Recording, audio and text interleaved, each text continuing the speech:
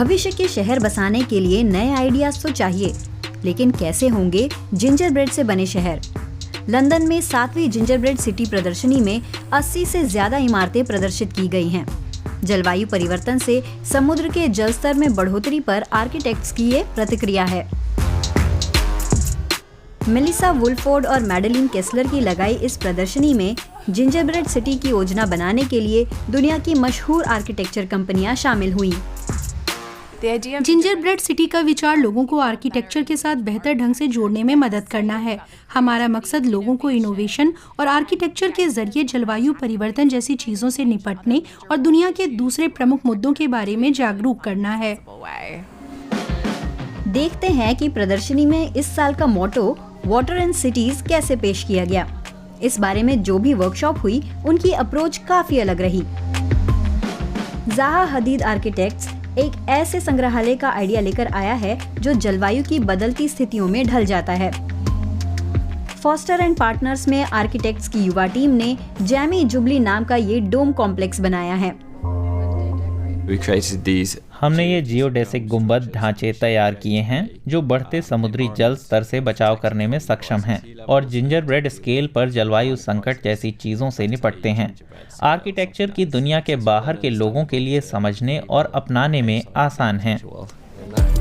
लेकिन ginger bread इमारत की प्लानिंग एक वास्तविक इमारत के निर्माण की योजना से कितनी अलग है? फॉस्टर एंड पार्टनर्स के लिए बिल्कुल भी नहीं। एक अंतर यही है कि ओलेना मेलिश को जेनिफर सन और एलेक्स पियर्सन ने अपने रोज के काम निपटाकर ही ये डिजाइन तैयार किए। परफेक्ट डिजाइन के लिए कंप्यूटर एनिमेशन और मॉडलों का इस्तेमाल किया। रुकावटें भी आईं, जैसे शुरुआत में गुंबद अपना ही वजन संभाल नहीं पाया।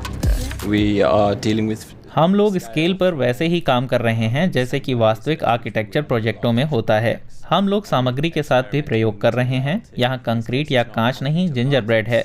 खुद को संभाल सकने वाले ढांचे बनाकर हम लोग सामग्री को उनकी हदों तक खींच रहे हैं। तो जिंजर ब्रेड इमारत आखिर बनती कैसे है? इसके लिए आर्किटेक्ट बन जाते हैं बेकर।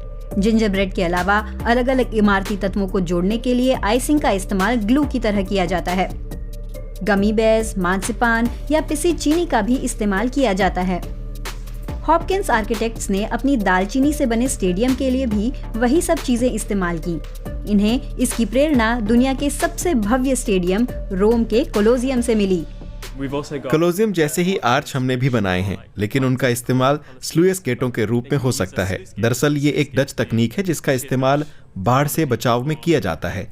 स्टेडियम के नीचे एक बेसिन में ये खुलते हैं, तो बाकी जिंजर ब्रेड सिटी के लिए बाढ़ की स्थिति में ये एक राहत की तरह है। लेकिन इस सब का आखिर क्या फायदा हुआ? 2016 में पहली जिंजर ब्रेड सिटी प्रदर्शनी के बाद से यहाँ 1,20,000 से ज्यादा लोग इस मिनिएचर दुनिया को देखने आ चुके हैं। हम बच्चों और परिवारों को आर्किटेक्चर की अहमियत बताते हैं। ये भी बताते हैं कि उन्हें अपने आसपास के पर्यावरण की परवाह क्यों करनी चाहिए, क्यों उन्हें हमारे काम को समझना और उसमें हिस्सा लेना चाहिए। आर्किटेक्ट कैसे जलवायु परिवर्तन से निपटने के हल खोज रहे हैं, हम ये भी बताते हैं। क्या जिंजर ब्रेड सिटी की ये इमारतें खाने लायक हैं? देखने में भले ही स्वादिष्ट लगें, लेकिन ये जिंजर ब्रेड ज्यादा सख्त और आपके दांतों के लिए खराब है। इसीलिए प्रदर्शनी खत्म होते ही सारा शहर खाद बनने के लिए भेज दिया जाता है।